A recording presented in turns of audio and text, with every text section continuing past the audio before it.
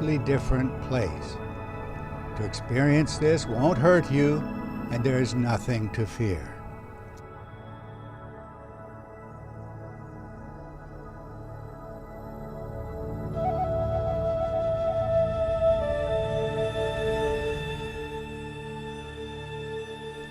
In previous discourses, we've noted some of the remarkable ways the mythic ship of heaven contradicts all of the usual translations of Egyptian texts, the very texts that give us the most concrete information on this vehicle of the gods. Translators sought to accommodate the problem by mistranslating the literal meanings of Egyptian words. But the real problem has its source in the inescapable motion of the ship itself. The ship flatly refuses to cooperate with any solar interpretation. Why at the beginning of the ancient day was the ship described descending, while at the beginning of the ancient night it was rising? And why the consistent linkage of the descending ship with the left and the rising ship with the right? In fact, every detail of the cosmic ship becomes absurd the moment we attempt to relate the concrete language to the appearance of the sun in our sky. In following the literal evidence of a revolving crescent, we've noted the ship above in its phase of dimness and below in its phase of brightness. This consistent language holds vast implications for our understanding of the ancient sky. But it reverses every common assumption about the regions of the so-called day and night journeys of the ancient sun god. Historically, one misconception led inescapably to another. The regions above and below in the cosmic circuit invariably came to be translated as heaven and earth, a mistake that precluded any useful understanding of the ship of heaven. The two most frequently used Egyptian words for the regions above and below can be seen in the pairing of the concepts pet and ta. When standing in combination, pet always meant the upper region and ta always meant the region below. These are the accepted literal meanings of the combined words. In the pyramid text, we find the night bark of Ra sailing over Pet, the upper region. But what is the sun god doing above at night? Thou sailest on high in the evening barge means literally in the phase of dimming, above. It's not literally our night. The ship was depicted above in the literal phase of dimming, mistranslated as a night journey. The upper region, Pet, was also represented by the arching body of the goddess Nut, and we see the ship in its so-called night journey moving up and across the region of Pet, the region above. And it's a wonder that virtually no one has asked, why is the ship above in this phase of the daily cycle, when the solar mythologists have claimed for a century and a half that the god crosses below the land at night to the place of sunrise. In contrast, the so-called day ship occupied the lower region, contradicting all standard treatments of the subject. The best way to test an extraordinary idea is to force the reasoning to its extreme, where logical implications can be confronted in the most explicit terms. If an idea is fundamentally incorrect, the extreme cases will invariably reduce the idea to absurdity. In fact, the ship of heaven gives us some excellent examples of the logical tests. Just imagine the situation faced by ancient sky worshippers looking back to the age of the gods, but with inadequate conceptual tools to comprehend the symbolic language. The crescent above, when interpreted mythically as a ship, would surely have provoked some enigmatic Egyptian responses to the afterlife journey of the king in this cosmic ship. How would the celebrants of this journey regard a ship that was inverted upside down as it traversed the upper region? In fact, to the Egyptians, the journey above, the so-called night crossing, was fraught with peril. But why?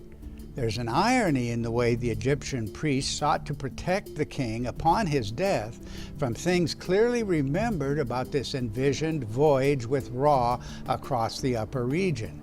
Exactly as we would expect, the texts convey a fear of traveling upside down during this passage. So there's a spell for not traveling upside down in the realm of the dead, and one says simply, not to walk upside down. I will not be head downwards amongst those who are head downwards, reads another text. The king will not be hanged head downwards. The deceased declares, it is the night bark and the day bark. I am not upside down in the presence of Ra. The idea of a ship sailing upside down is well worth tracing to its origins, and the artistic traditions do not disappoint us, but they must be followed back in time to their archaic roots. In later times, when texts describe the ship's journey above in the literal phase of dimming, the words are mistranslated as a night journey, a blatant contradiction. For us, however, the problem is that the ship was shown upright, not inverted, as our reconstruction requires. But the more archaic tradition we are looking for comes from the papyrus of Amenhotep in the Cairo Museum. In the second scene depicted on the papyrus, the goddess Nut is shown in the usual arched or semicircular fashion as representative of the upper portion of the ship's circuit. And the ship of the sun itself is depicted in its night journey crossing the body of the goddess. But here, unlike the more familiar versions of later times, the ship is not upright, but inverted. And so we ask, is it possible that the graphic image speaks for an original tradition, later distorted out of a royal fear of traveling upside down?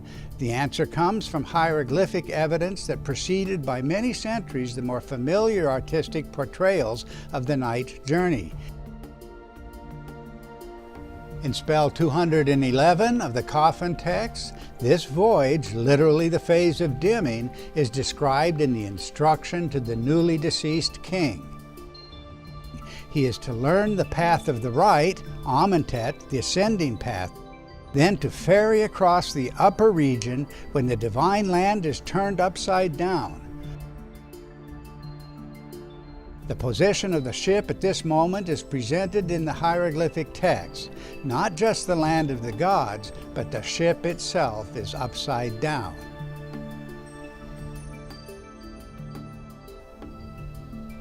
Perhaps the idea that the land of the gods could be turned upside down is no less mystifying than the inversion of the ship, but when we realize that the crescent ship is the brightly illuminated portion of the divine land, we see that the inversion of the crescent in its so-called night position, literally the phase of dimming, would be viewed as an inversion of both the land and the ship.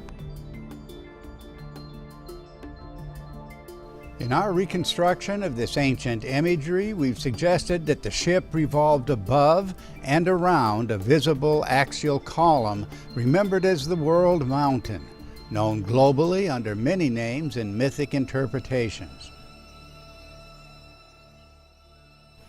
If this conclusion is correct, we should expect a direct confirmation of the ship's connection to the mountain of the gods. Call it an inescapable prediction of the reconstruction. The Egyptian sources speak eloquently in confirming this very connection. In the words of the deceased king, the texts say, "I assume my pure seat which is in the bow of the bark of Ra. It is the sailors who convey Ra round about the mountain of fire and light, and it is they who will convey me around the mountain of fire and light." Hail, only one! Behold, thou art in the Sektet boat as it goeth round about the mountain of fire and light. In these quotes, I've used the literal reading of the Akut, the cosmic mountain, not the inaccurate and highly misleading translation of the mount as a mere horizon.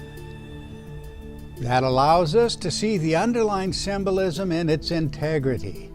As we've previously shown, the pillar and crescent mean the revolving arms of the pillar god, the horns of the bull of heaven, and the twin peaks of the world mountain, all predictably equated with the cosmic ship.